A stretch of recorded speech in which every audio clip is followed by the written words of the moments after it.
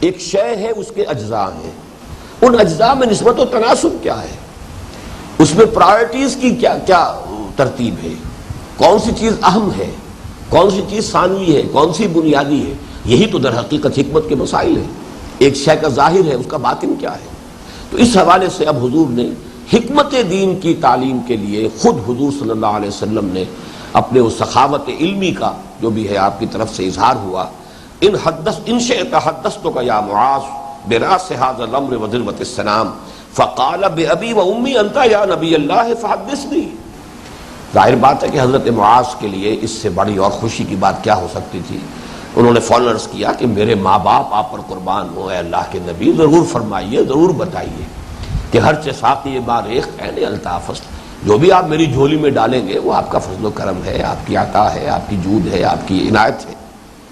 فقال نبی اللہ صلی اللہ علیہ وسلم ان رأس هذا الامر ان تشهد. اب نوٹ کیجئے شہادت کا لفظ آ گیا، یہ ہے جڑ اس معاملے کی، ہمارے اس دین کی کل حقیقت کی جڑ کیا ہے کہ تو گواہی دے اللہ الہ الا اللہ وحدہ لا شریک لہ وان محمدا عبدہ ورسولہ، کہ تو گواہی دے کہ اللہ کے سوا کوئی معبود نہیں ہے، وہ تنہا ہے، اس کے ساتھ کوئی شریک نہیں ہے، اور یہ کہ تو اس بات کی گواہی دے کہ محمد صلی اللہ علیہ وسلم اس کے بندے ہیں اور رسول ہیں. وَأَنَّ قَوَامَ هَذَا اللَّفْظ، اب قوام کا لفظ آیا ہے، وہاں عمود ہے غالباً جہاں تک مجھے یاد پڑتا ہے، دوسری روایت میں عمود کا لفظ ہے. قوام کہتے ہیں کسی شے کو کھڑی رکھنے والی چیز، سہارا. قام یقوم اسی سے قوام بنا ہے، کسی شے کو کھڑی رکھنے والی شے. ظاہر بات ہے درخت کے اندر وہ قوام کیا ہے، وہ اس کا تنا ہے. چھت کے لیے قوام کیا، اس کے ستون ہیں، پلرز ہیں جس کے اوپر یہ ساری عمارت کھڑی ہوئی ہے. درمیان میں یہ سب جو ہے برک ورک ہے، لیکن اصل جو ہے عمارت وہ تو پوری پلرز کے اوپر آج کل بنتی ہے. تو قوام وہ ہے کہ جو سپورٹ کر رہا ہو کسی شے کو، کسی چیز کو اٹھائے ہوئے ہو. وَأَنَّ قَوَامَ هَذَا الْأَمْرِ إِقَامُ الصَّلَاةِ وَإِيتَاءُ الزَّكَاةِ. اس معاملے کے لیے سہارا، اس کو کھڑا رکھنے والی شے، اس دین کے درخت کا، شجرہ طیبہ کا جو تنا ہے وہ کیا ہے، نماز کا قائم کرنا اور زکوٰۃ کی ادائیگی.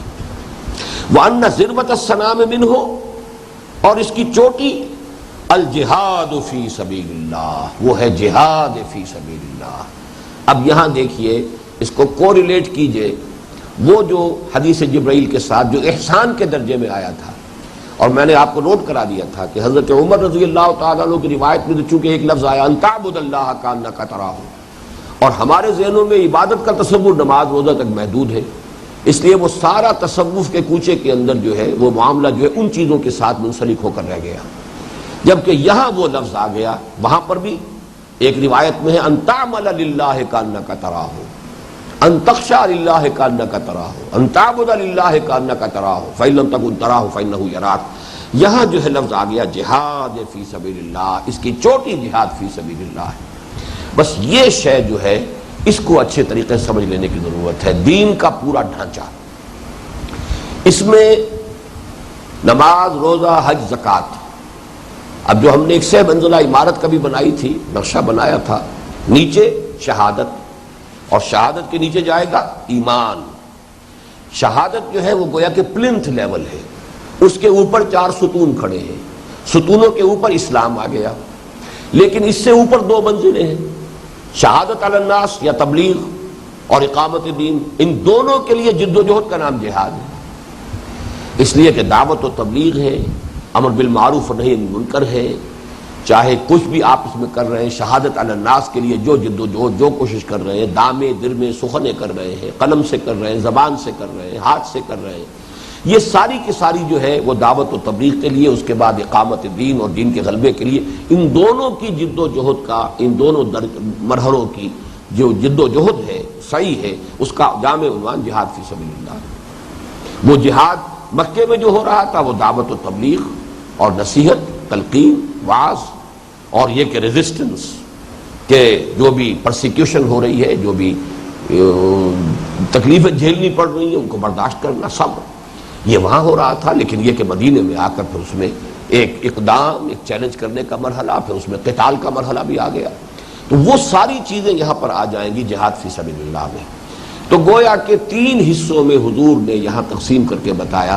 اب دیکھیے پہلے جو الفاظ آئے تھے اس میں قوام کا لفظ نہیں تھا.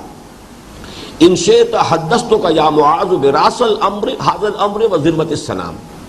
لیکن اب جب آپ نے بیان فرمایا تو وہ تیسری چیز بھی آ گئی. دوسری روایت میں اس کا ذکر پہلے ہی موجود ہے.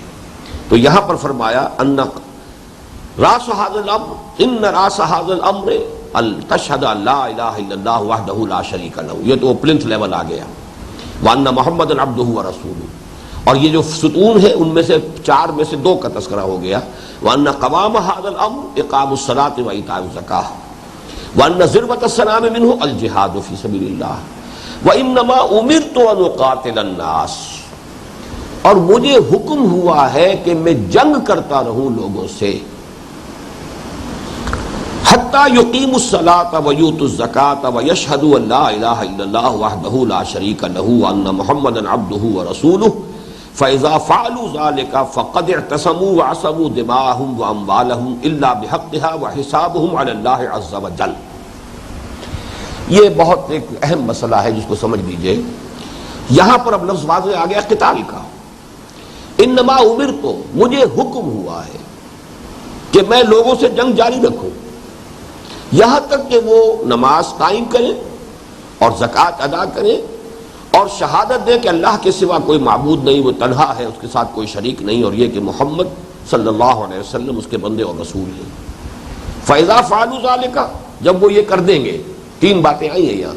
نماز قائم کریں، زکوٰۃ ادا کریں اور شہادت، کلمہ شہادت. جب وہ یہ کر دیں گے فَإِذَا فَعَلُوا ذَلِكَ فَقَدْ اعْتَصَمُوا، تو وہ محفوظ ہو گئے. وَعَصِمُوا دِمَاءَهُمْ وَأَمْوَالَهُمْ، اور انہوں نے اپنے خون بھی یعنی اپنی جانیں بھی بچا لی اور اپنے مال بھی بچا لیے. الا بحقھا، الا یہ کہ وہ کسی قانون کی زد میں آ جائیں، اس کے اوپر کوئی حق واقع ہو جائے.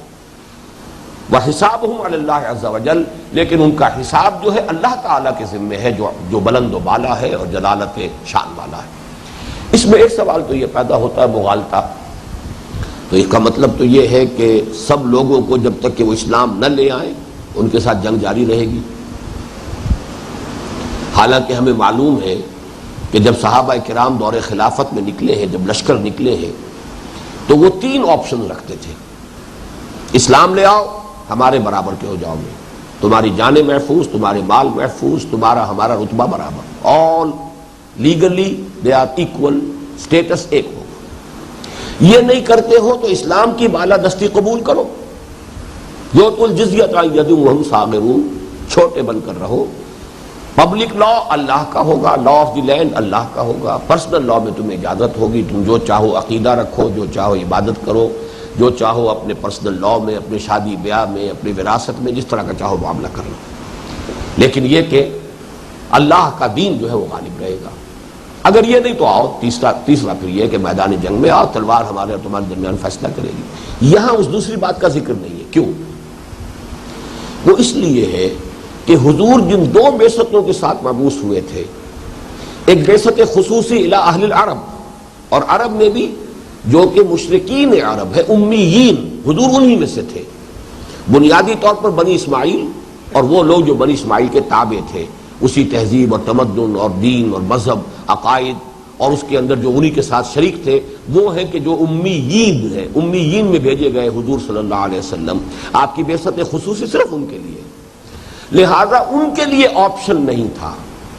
وہ تو یا ایمان لائیں ورنہ قتل کر دیے جائیں گے. یہ ہے کہ جو سورہ توبہ کی جو ابتدائی 6 آیات ہیں کہ انہیں جو مہلت دی گئی، فَإِذَا انْسَلَخَ الْأَشْهُرُ الْحُرُمُ فَاقْتُلُوا الْمُشْرِكِينَ حَيْثُ وَجَدتُّمُوهُمْ، جب یہ مہینے ختم ہو جائیں گے تو قتل عام شروع کر دو مشرکین کا جہاں بھی انہیں پاؤ.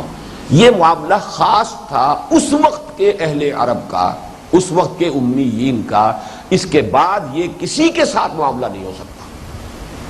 اس کی وجہ بھی سمجھ لیجئے کہ جس قوم کی طرف رسول خود آ گیا ہو اور اس نے حق کو بالکل واضح کر دیا ہو، مبرہن کر دیا ہو، کسی شک و شبے کی گنجائش نہ چھوڑی ہو، پھر اس کی سیرت اتنی بلند و بالا ہو کہ اس میں کوئی داغ دھبا نہ ہو، اس کی نیت کے اوپر کوئی شک نہ کیا جا سکتا ہو. گویا کہ اس طور سے جب اتمام حجت ہو جاتا ہے تو اب بھی اگر کوئی نہیں مان رہا ہے تو وہ عذاب الہی کا مستحق ہے. وہ عذاب الہی یا جیسے قوم نوح پر آیا وہ غرق کر دی گئی، قوم ہود پر آیا وہ ایک تیز آندھی جو ہے چلی ہے، اس نے ان سب کو ہلاک کر دیا.